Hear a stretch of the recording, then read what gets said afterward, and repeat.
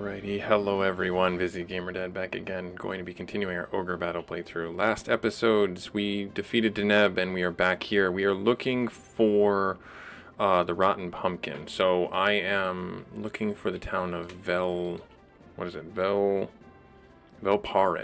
Velparin has the Rotten Pumpkin for us. That's Peltmouth. And yeah, so Ogre Battle, if you didn't know, for the Super Nintendo is a crazy big game. I was not aware it was as big as it was. I am really glad that I went out on a limb and purchased the strategy guide that I did online because, oh my, this game is huge. Where is Velparin? Is it the city? It is the city, okay. Yeah, so all I'm going to say is this game has a lot going on for a Super Nintendo game. More than I ever thought possible for a Super Nintendo game. There's a lot going on under the hood. And if you are going to look at this playthrough as a guide for optimizing your playthrough, I will hesitantly say don't. I'm going to try my best to get the best ending. I am going for the good ending. But that's going to take a lot of effort, and unfortunately I'm also going to be using the strategy guide. I'm going to be cheating in the strictest sense of the terms. I'm going to be reading ahead, I'm going to be finding out the best paths and things like that, and I'm going to try my best for the best possible ending and to get all the levels. I'm kind of committed to that now, so hopefully you guys can, not hold it against me, because I do want to play this game for that. I don't have a lot of time to play the game again to try and get like the bad ending or any of the other in-between endings. Yeah, I think that I want to try my best for the best ending, and I'm going to use the equipment at my disposal to do that. And I hope you guys come along with me on the journey. Alright, there were just a bunch of pumpkins in here. What on earth could Deneb have been researching? I just can't figure it out. So I guess we don't get the pumpkin.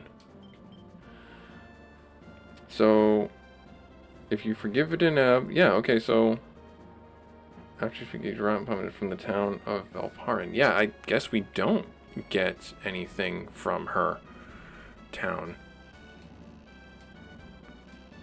Interesting. I guess maybe we had to have her be in our party. We had to forgive her, because I didn't forgive her, and we got a huge boost to our reputation because of that. So yeah, I mean, I'm on board with just calling it a day and going back out into the world.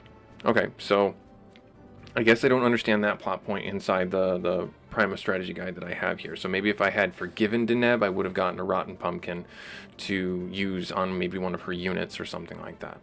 I'm going to return to the world map. Yes, I will.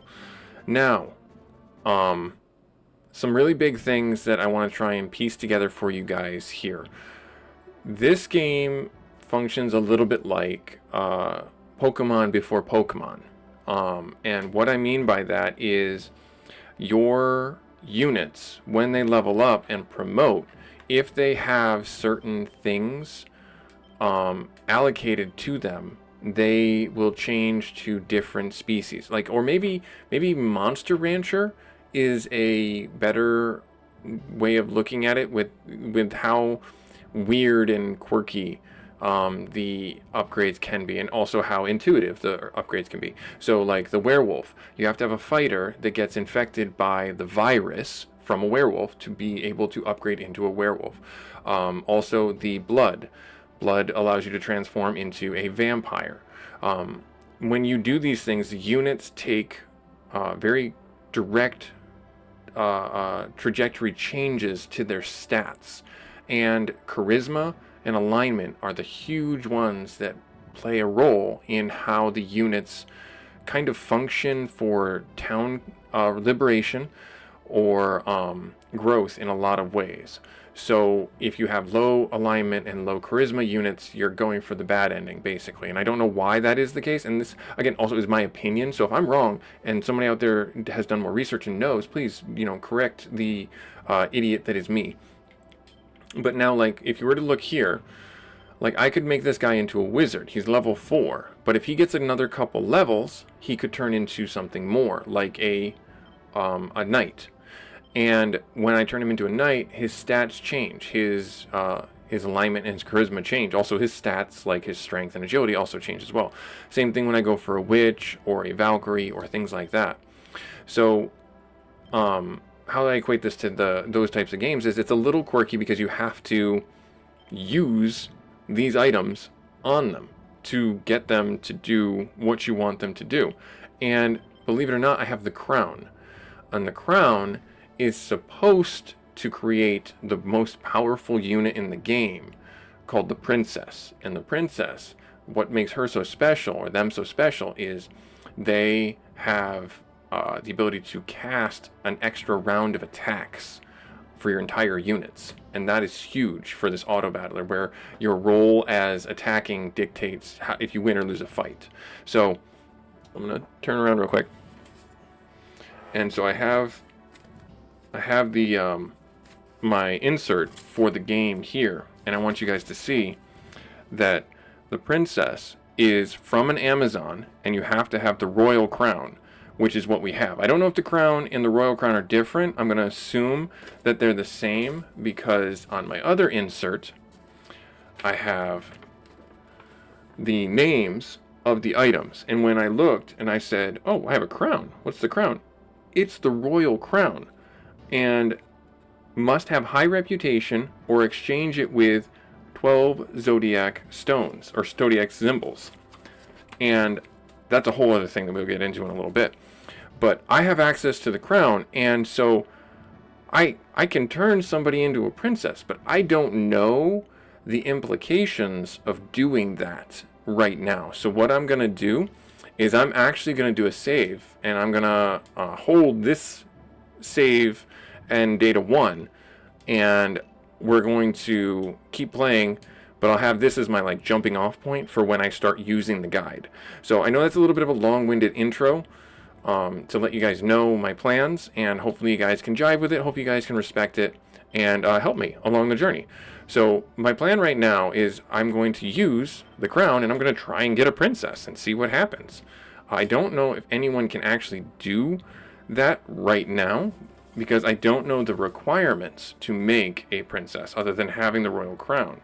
Because in the guide here, in the insert, it shows the stat for the Amazon, and then it talks about the branching paths for the Valkyrie, the witch, or the cleric, but then way down at the bottom, it just talks about the princess. So I'm going to try it, and we'll see what happens, is all I'm going to say. So I'm going to try it on Alice's unit.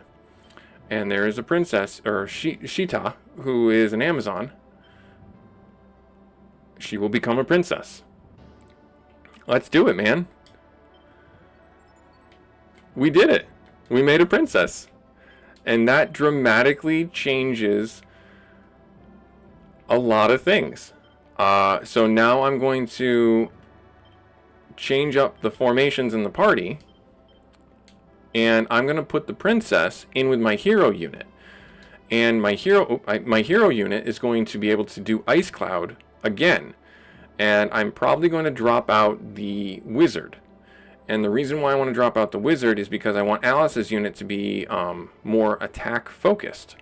So let's remove a character from here. I'm going to Dyson, I'm going to remove you because your alignment is 0. And having you in the heroes party as the liberating force is kind of a bad thing. Everyone else has higher than 0 alignment. So I'm going to drop you. And I'm going to drop the princess 62, 100. Alice has 100. Wow. Good for Alice. So I'm going to drop the princess out of their party. And then I'm going to add the princess to our backfield. Now if she's in the front, she does it twice, which is kind of crazy. And then let me add. I could add the fairies. They don't really have high alignment. And I would really like to get our level 10 wizard on the board, because they're pretty strong. All right, so there's yes. Okay, so now, now the next thing that we're gonna jab on about for a little bit, and then we're gonna go into the next mission, is yeah, Stardust and Starlight. Okay, Stardust is an attack. Starlight. Okay, cool. The next thing I'm going to jab on about is the next zone we're going to is called the slums, and we're going to get into the Big Four, as what the game calls them, and they're the enemy generals. And there are 2 recruitable units inside this mission, Ash and Lion, Lion, Lyon, Lion. So Ash and Lion. One is a mercenary. Lion is a mercenary, and if you have 20,000 Goth, you can buy him and his services, and he's a beastman. And then Ash is a super strong, high charisma unit that I can put in my heroes party and make it all the better, or make a unit around him, or drop him into another place and have him be a liberating unit if I so choose to. So it's just wild that we have this accessibility. Now, where is that going to leave us going forward? Well, in this mission also, this is a mission that we'll get into, and it has a little quirk in it. And that little quirk is there are walls, and you need to have high sky units or low sky units to get over them. So we have just the compilation to do that. All right.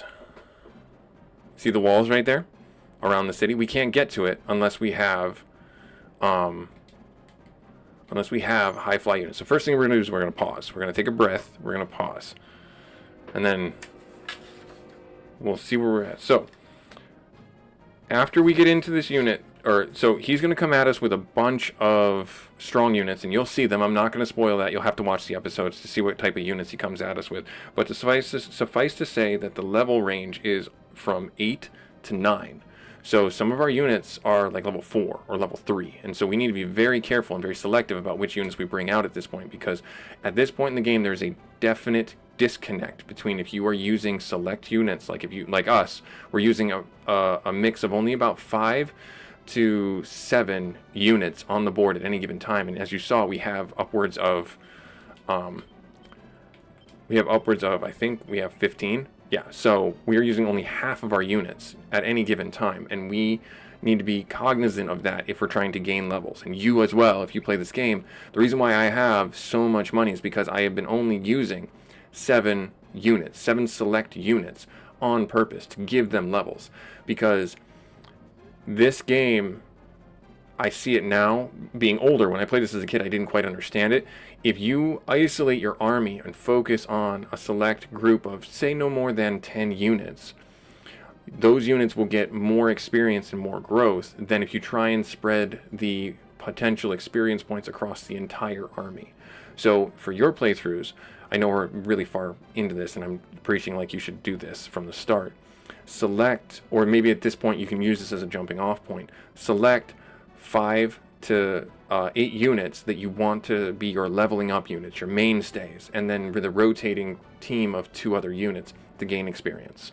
And that will allow you the opportunities to give your army the levels and the power that it needs, level up and get some depth in your bench, and win consistently and not lose as much money because you're spreading your army too thin and spending too much money with the tithes. So just some busy gamer dad advice. Think about that. Now, in that same vein, this fight is going to be a really, really hard fight because not only the levels, but the intensity that's going to come down the pipe at us. And even in the strategy guide, they talk about you need to be very mindful of your positioning, because the boss's units will blitzkrieg and try and get to your base, much like they did with Deneb. So you have to be aware that that initial push can break you if you're not careful. Now, from here, I want to bring out a couple units that I haven't brought out before, just to kind of bring them out, get them some levels. So, I will have them just kind of hang out at the crossroads here.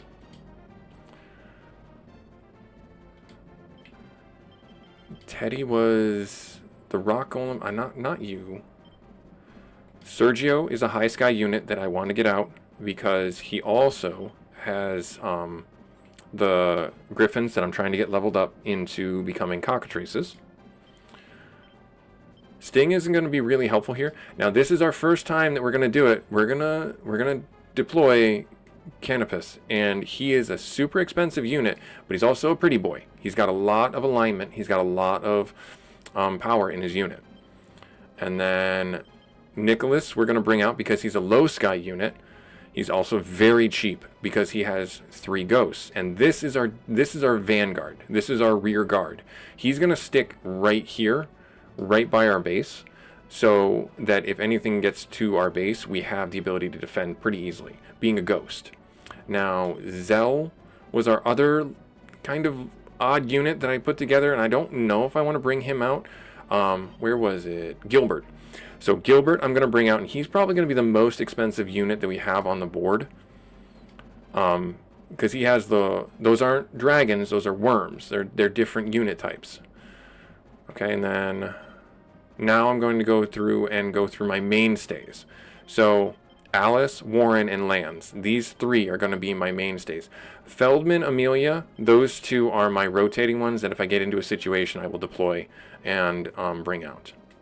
But I will bring out Lance, and I will actually have Lance kind of watch. So he's where? He's all the way over here. Okay, so he's going to be coming at us from the road here. All right, so I'm just going to have Lance just kind of hang out up here. And then do I even want to bring out Warren?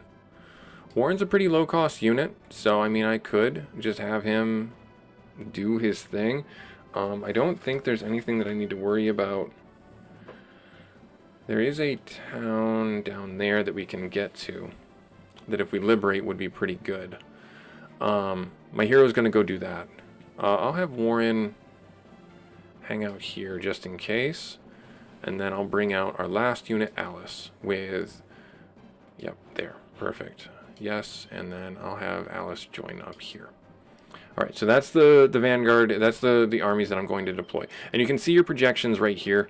Once everyone gets out, your army costs right here, and you need to pay attention to this. This is actually a really important feature inside the game that you need to pay attention to. Okay? So, beyond that, let's get our hero unit right here on the move, and we're going to start liberating. We'll start by liberating the easy, low-hanging fruit. And there we go. Yep, Nicholas's unit just finished moving. Yep, Canopus, Sergio. Yep, everybody's going to stop moving. And I'm just going to hold this perimeter position, this perimeter spacing.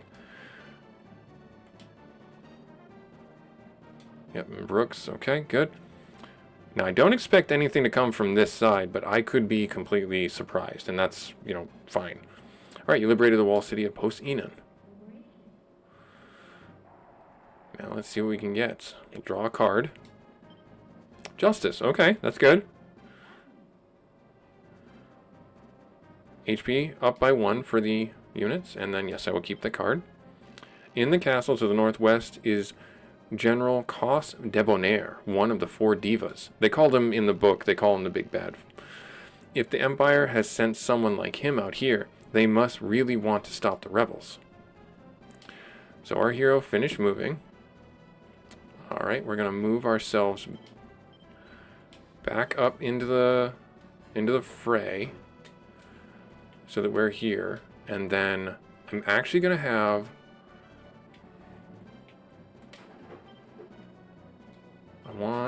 there they are. Oh, whoa, whoa. Alright, that's moving way faster than I expected. Right there. Okay. Alright, so yeah, they're coming at me. Alright, so we'll unpause and we'll deal with the first round. Actually, what do they have? So Griffins. Yep, okay, so those are Griffins. Those aren't cockatrices. Those are Griffins. And Pat the Knight. Everyone watch out. Pat the Knight's on the way. And they've also got Griffins. Which in... Oh, is this a cockatrice? It's just another Griffin. And a Samurai. Okay. Carlson. The Samurais have such unexpected names is all I'm going to say. And I know I'm stereotyping, but still. Alright, Gilbert's. Get him. Let's see what we can do.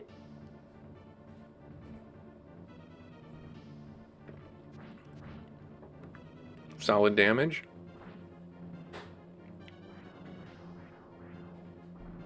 Okay. Okay, so far they're not hitting as hard as I thought they would, but that's good. We're getting some solid hits back, clapping back.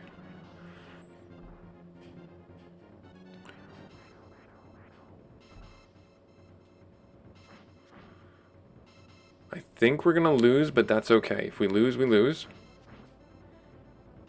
Nope, we're the winners. We're gonna bounce them back. That's good. Alright, so, Gilbert. No. Gilbert, you. Move back. Get healed up. And then they're gonna go right at lands. They're going at lands right now. Okay, I gotta pivot some units to fall back on lands. Yep, best. They're not gonna kill lands. Lands' unit is way too strong. I might soften them up a little bit more, like take out one griffin or something like that, and then I'll have one of the other units come in and clean them up. Yes, okay, they took out the one. I might actually have him take out both, just so this unit gets the experience. So Lands' unit gets the experience, and then if Pat the Knight chooses to forego discretion, he will have the worst part of valor, by which, I mean, he will die.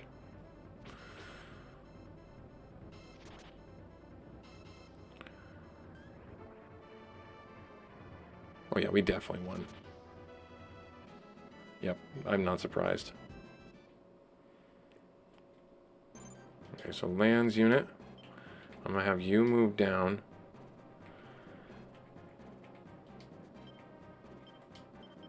I want your unit to move there.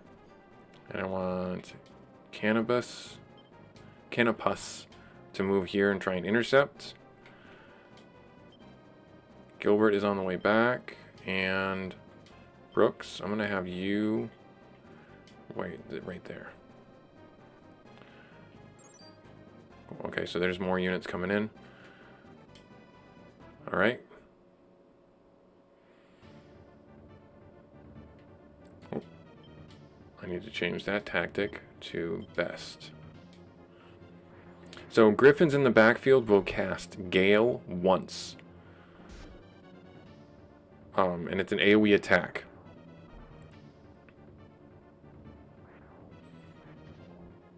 Missed most, but that's fine. Samurai doing some samurai things. Oh, their samurai Carlson is way better than my samurai Feldman. Do I risk it? Yeah, we're gonna lose our Griffin. No, miss.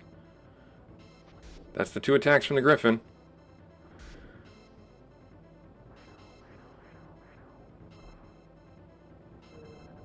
Winners. Oh, that was close. That was close. 2 HP is not a good thing. All right, pause. Let me zoom in. Canopus, you need to get yourself back to base to heal up.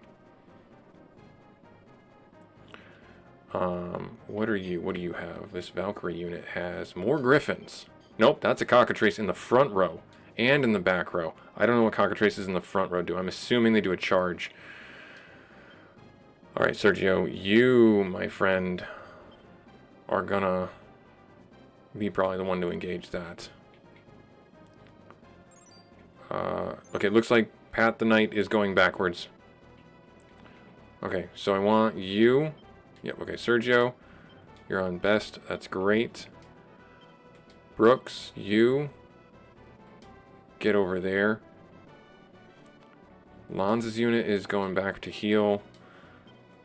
Busy. I want my hero unit to come up to the front.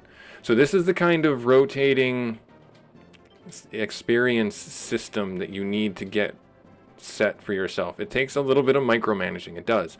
It's not easy, but it's a really good way to get levels for your teams. Now that he's going backwards, I'm going to actually have Nicholas go up here and do this. And I'm going to have you as well Alice's unit. Get a little closer here. There. Yep, Sergio met the enemy. Alright, let's see what this cockatrice does in the front row. Hopefully not bad things.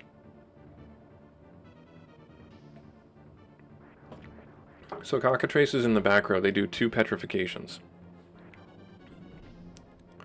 Thankfully, one of them missed.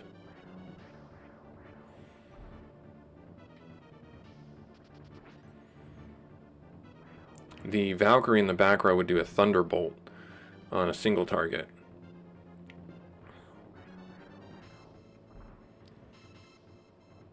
And also the petrification does damage too, so you're warned on that.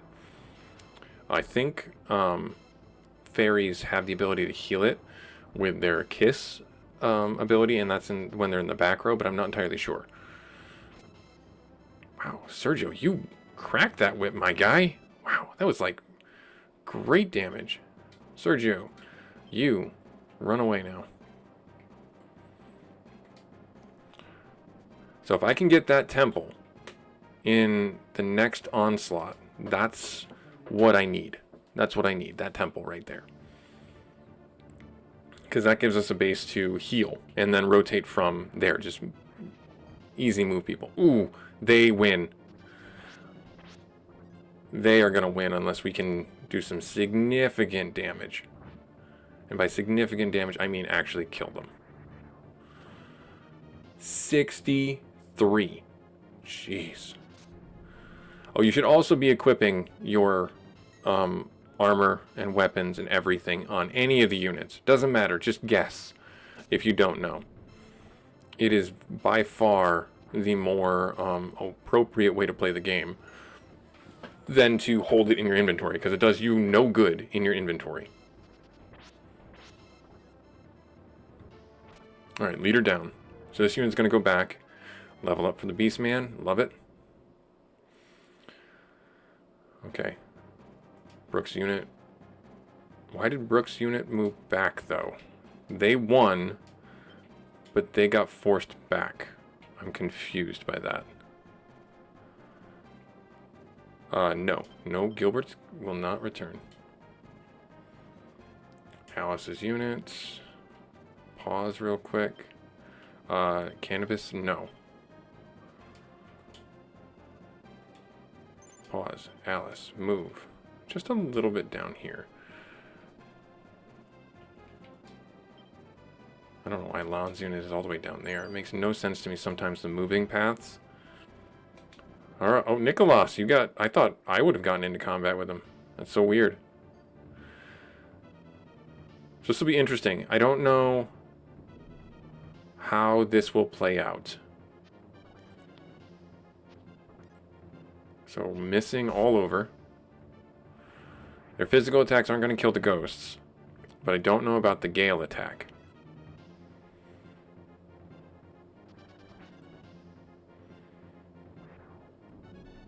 Oh no, never mind. It's a cockatrice. It's not a griffin, so we're okay. When I say okay, like I don't think we're gonna win, but we'll yeah. See, we did not win, unfortunately, and that is okay. We'll have you return there. Busy's unit hit the enemy. He's just a lone guy. Oh, this is where our princess is. Let's see what our princess does. Oh, that's a cool unit.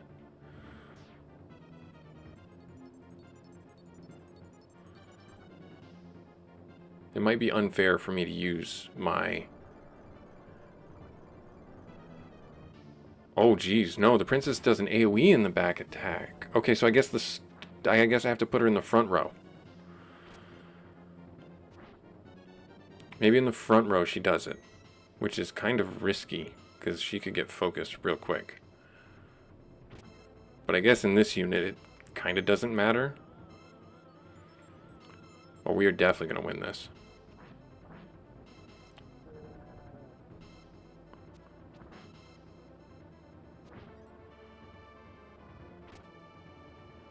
Yep, okay, good. So we'll try putting her in the front row and see what that does. Edit, formation.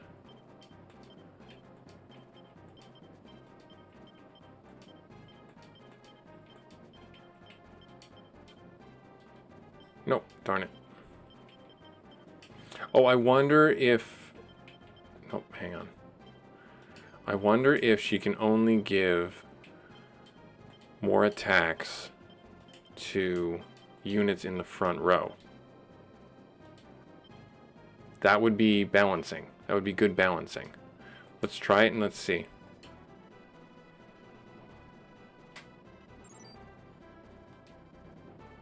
Let's see. Let's experiment.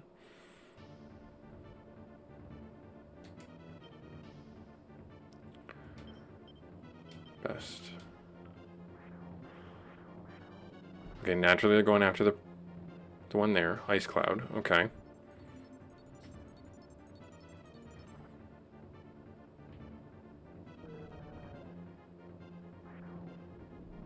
I am petrified. Oh no. Nope, it's just an attack. Interesting. Okay, so I guess I had that wrong. I thought they would do more. But I mean, honestly, not a bad unit in general, because the AoE attack is super strong. So I'll move her to the back row again. Yeah, I could have. So one of my commenters mentioned that they did that, and so I guess we learned the lesson that they don't. But still, a super strong unit. I don't think they're bad at all. I think they're well worth the hype.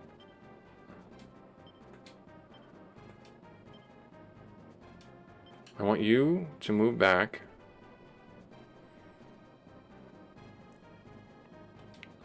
Oh, he went to the temple. They're going to the temple. Oh. So I need to push them off the temple. Gotcha. Gotcha, gotcha, gotcha. Ouch. Warren's just like, you hit my dog. Cast fireball on you.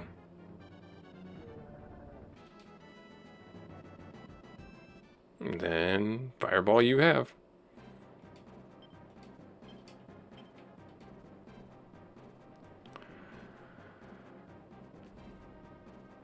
No.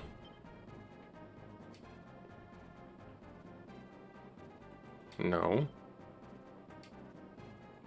And Warren has met the enemy. Mm-hmm.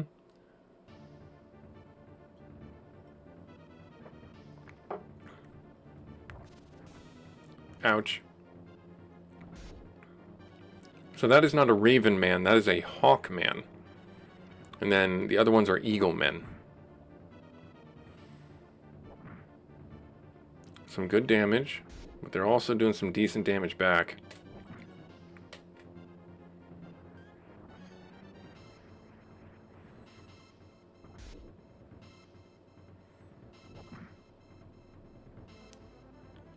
Miss. Okay, I think we're on track to win. Yep, okay, good. Good. Good, good, good. You should never trust clouds. They're always up to something. Same thing with stairs.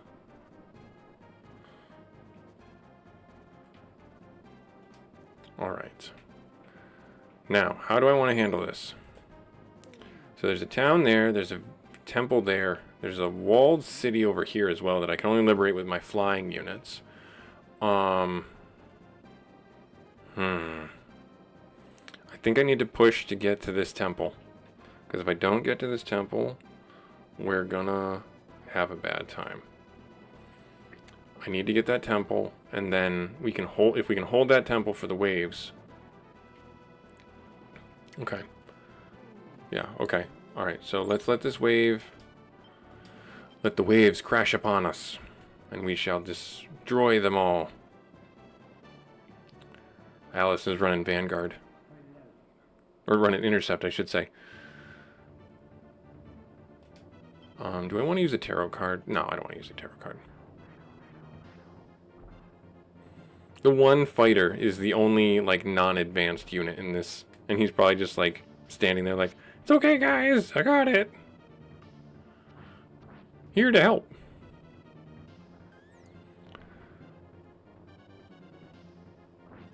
Good miss. Okay, good healing.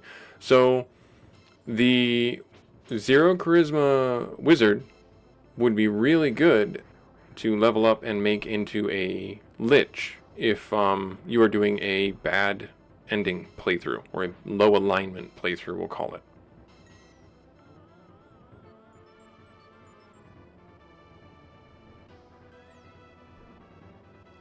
Spreading the damage around. I don't know that we'll win. Oh, we did. Good job. Good job. Lon's unit met the enemy because he's just over there. I don't know why he's over there. I told him to go back to base. Whatever.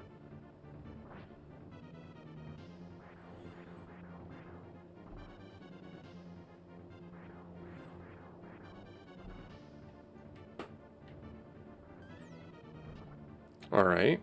Good. Good. Good hit. Yes, good hit. Takes out the witch, or the griffin. That one should go down. Nope. Close to it, though. Dead now. Oh, wow. So close to dead if he's not going to die. Nope, we got him. Wow, Lance just destroyed that guy. Lance is not to be trifled with. Alice, go fight that guy.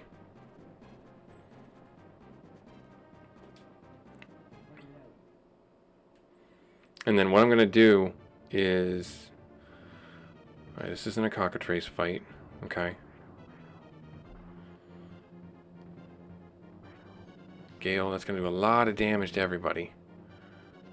I was hopeful that the witch would have gone before that to try and stun. Doesn't help too much now.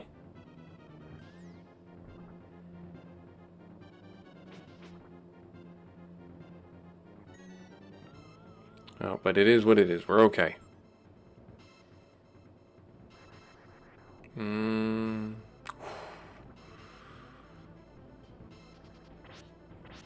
Doesn't help now.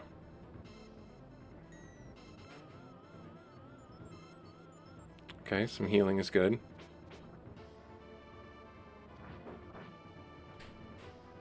Oh no, woke up. That means they get to attack. That's not good. Okay, good, they missed. And they're still the winners, though. That sucks.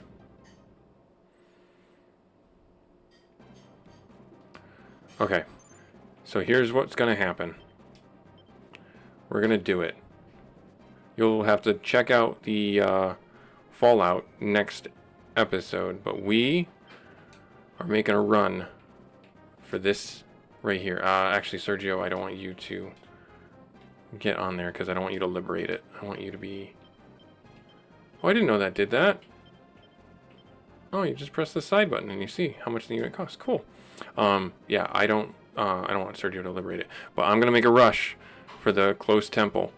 Alice is gonna do it too. Let's have Alice stay back here, though. Yep, we'll set everything up, and then I'm gonna do my little outro, and we will have the fun next episode to see if we win. I hope that we do. Warren's unit's pretty hurt. Brooks, you can come up and reinforce there, and Nicholas unit, you can just stay there for Vanguard's sake, and Gilbert, you can move up here as well. Alright, so this is busygamerdad doing our Ogre Battle playthrough. We are on now stage number 7, the slums of Zenobia. Like, comment, subscribe. Thank you so much for coming on the journey with me. Like I said, we're taking a pivot. We're going to go through and try to get the best playthrough that we can get through using the strategy guide. And please don't fault me for it. I will do the best I can to explain my methodology and use the strategy guide as that crutch to get that best ending. And I will read out what's going on in there and the things that we're seeing. And hopefully you guys can use this for your playthrough. We will catch you next episode where we will rush to get that temple. Rush to get the temple. We'll see you then. Later.